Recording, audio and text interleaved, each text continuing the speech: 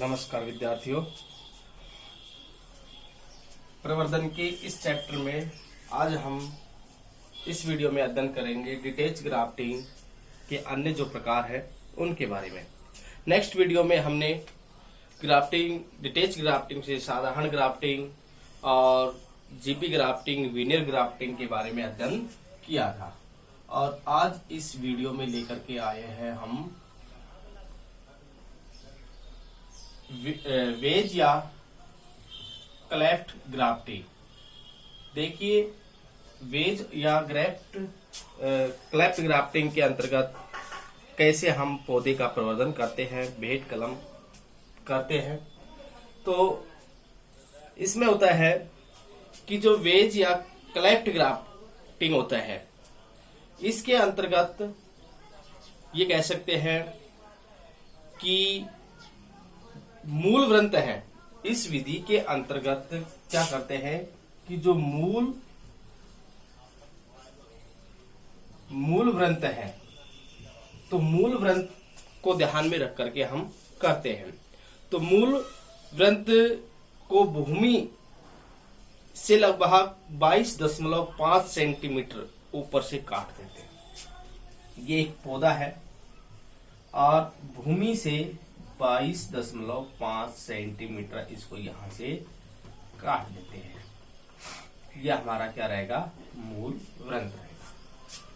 Veg या cleft grafting के अंतर्गत हम कलिका रोपण जो कर रहे हैं, भेंट कलम जो कर रहे हैं, डिटेच ग्राफ्टिंग जो कर रहे हैं, उस विधि के बारे में अध्ययन किया जा रहा है। तो 22.5 सेंटीमीटर ऊपर से काट देते हैं और शीर्ष के स्थान पर अंग्रेजी के वी आकार, ये इसका शीर्ष स्थान है। कौन सा स्थान है? शीर्ष स्थान।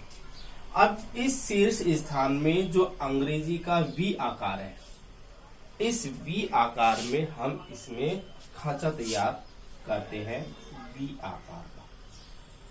ये होगा वी आकार, ठीक है। और इसके अंतर्गत क्या करते हैं कि वी आकार का कितना सेंटीमीटर? 4 से 5 सेमी गहरा कटान लगाते हैं। इसकी जो गहराई है वो 4 से 5 सेंटीमीटर गहरा है, ठीक है। भूमि से कितना? 22.5 सेंटीमीटर और वी आकार का बनाते हैं 4 से 5 सेंटीमीटर गहरा कटान लगाते हैं और सांकुर डाली के निकट जो सिरे पर मूल वृंत के वी आकार में लगाने योग्य फाना तैयार किया जाता है। यानी कि यहाँ पर जो सांकुर डाली होती है और उस सांकुर डाली का फाना तैयार किया जाता है। क्या करते हैं?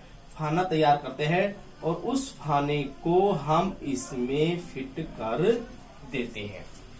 तो जब इसमें फिट करेंगे तो फिट करने के बाद हम इसको बांध देते हैं और धीरे धीरे इसमें क्या निकलती है? जड़ें निकलना प्रारंभ हो जाती है और शाखाओं से जड़ निकल करके एक नया पौधा तैयार हो जाता है। और जड़ें निकलने के बाद जो पौधा तैयार होता है, उस पौधे को हम काट करके अन्य स्थान पर उसका रोपण कर देते हैं। तो इस प्रकार से यह वेज या क्लेफ्ट ग्राफ्टिंग विधि है। सबसे पहले हम मूल वृंत को जमीन से 22.5 सेंटीमीटर ऊपर से काटेंगे, फिर उसमें वी आकार का गड्ढा तैयार करेंगे और उस गड्ढे की जो कटान होता है, उस कटान की गहराई होती है 4 से 5 सेंटीमीटर होती है और उसमें यहाँ डाल करके इसको बांध देते हैं और इसके अंदर जो जड़ें निकलती है तो उस जड़ से एक नया पौधा तैयार हो जाता है। सांकुर डाली इसमें डाली जाती है और नया पौधा तैयार होने पर उसको हम काट करके दूसरे स्थान पर उसका रोपण कर देते हैं। तो ये होती है वेज या क्लेफ्ट ग्राफ्टिंग। अब उसके बाद में 5 आता है स्टोन या एपिकोटाइल ग्राफ्टिंग। देखिए, स्टोन या एपिकोटाइल ग्राफ्टिंग क्या होती है? इस विधि के अंतर्गत हम देखते हैं कि मान लीजिए हमने ये विधि आम के वृक्षों में अधिक की जाती है। किसमें की जाती है? आम के वृक्षों में। आपने आम खाए होंगे और आम की जो गुठली होती है उस गुठली को हम वैसे ही फेंक देते हैं। तो मान लीजिए किसी रूढ़ी के अंदर या किसी ढेर के अंदर पड़ी रहती है और जैसे ही बरसात होती है तो वो बरसात के अंदर वो गुठली है वो क्या हो जाती है, वो अंकुरित हो जाती है। अब इसमें क्या करते हैं कि स्टोन या एपिकोटाइल ग्राफ्टिंग कि इस विधि के अंतर्गत क्या करते हैं, गुठली के अंकुरित होते ही 8 से 15 दिन के अंदर बीजू पौधे वाले मूल वृंत में लगभग उसी आकार में मोटाई की सांकुर डाली को काट करके, उसके खूंटे को काट करके खूंटे के आकार में बना करके हम उस जो गुठली है तो उस गुठली के उसके अंतर्गत हम चीरा लगा करके फिट कर देते हैं। सीधी सी बात है, ये हमारी गुठली है और ये अंकुरित हुई है।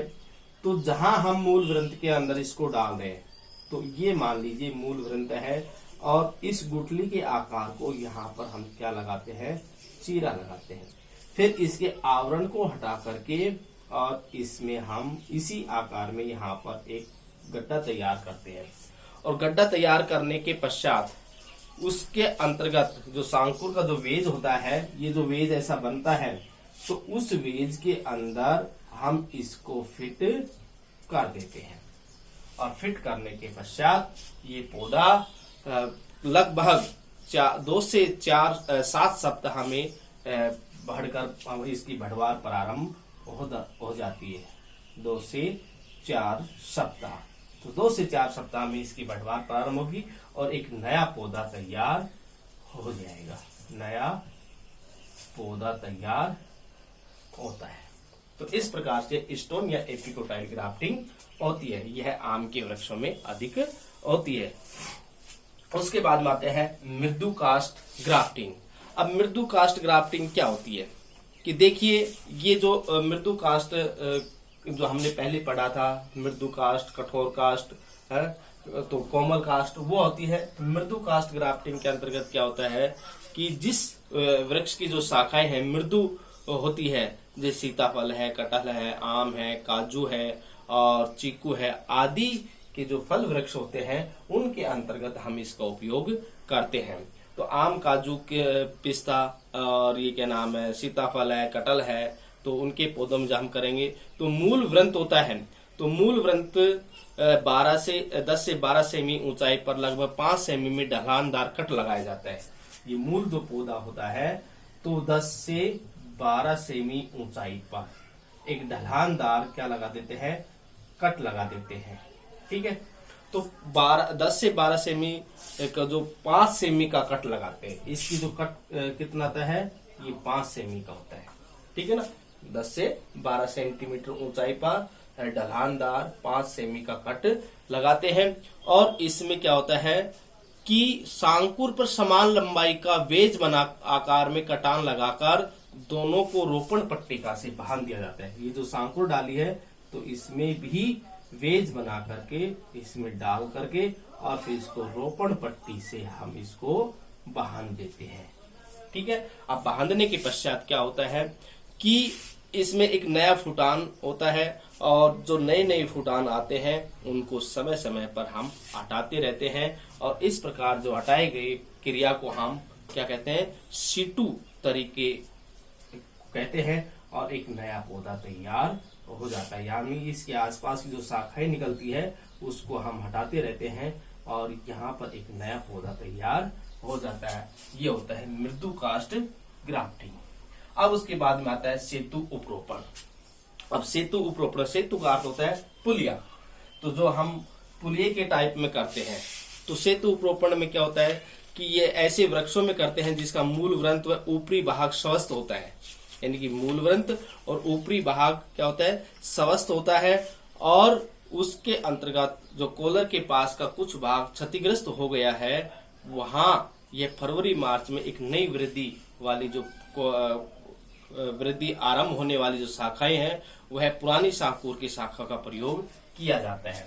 जैसे मान लीजिए जो क्षतिग्रस्त जो पौधा होता है जिसका मूल भाग सही होता है, ये मूल भाग सही है और कुछ इसका शीर्ष भाग है वो क्षतिग्रस्त हो जाता है, तो इसको ये कर सकते हैं कि ऊपरी भाग और मूल तंत्र होता है वो स्वस्थ होता है, और उस के अंतर्गत जो फरवरी माह में नई जो कोपलें आती है उन कोपलों को यहाँ पर फिट करके हम एक नया पौधा बना करके तैयार कर सकते हैं। उसके अंतर्गत जो हम नया पौधा डाल रहे हैं एक धनुष आकार में इसको लेते हैं, और या फिर हम ऐसे कर सकते हैं कि ये मान लीजिए पौधा है, तो इस पौधे को यहाँ पर हम ये एक सेतु का रूप हो गया, तो यहाँ पर भी ये शाखा है और यहाँ पर भी शाखा है, तो इसके अंतर्गत हम दूसरा पौधा डाल करके हम एक नया पौधे को रूप दे सकते हैं। तो ये कई प्रकार की होती है, जो हम आपको चित्र भेजेंगे तो उसके अंतर्गत आपको सेतु उपरोपण की विधियों के बारे में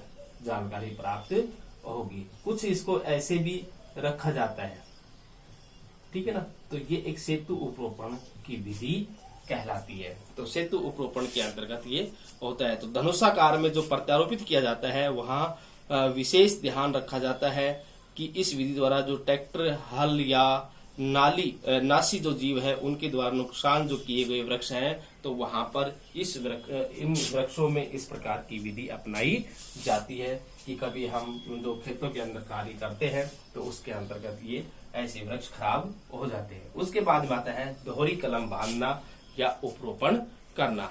अब देखिए, दोहरी कलम जो मूल वृंत होता है और सांकुर के बीच का मध्यस्थ जो भाग होता है उसके प्रथम मिलान मूल वृंत मध्यस्थ व दूसरा मध्यस्थ मूल वृंत सांकुर के बीच होता है। तो उपरोपण का उपयोग विशेष उद्देश्यों की प्राप्ति के लिए किया जाता है, तो वो होता है दोहरी कलम बांधना। इसके अंदर क्या होता है कि जो मुख्य पौधे होते हैं उसकी वृद्धि, उसके नियंत्रण, उसकी सांकुर में जैविक व अजैविक जो तनाव होता है उस तनाव को सहन करने की जो क्षमता को बढ़ाना और सांकुर व मूल वृंत के मध्य अनुकूलता बैठाना ही उपरोपण कहलाता है। तो ये होता है उपरोपण की विधि, यानी कि जो जैविक और अजैविक जो तनाव है उसको सहन करने की जो क्षमता होती है, तो उसके अंतर्गत दोहरी कलम बांध करके हम नया पौधा तैयार कर सकते हैं।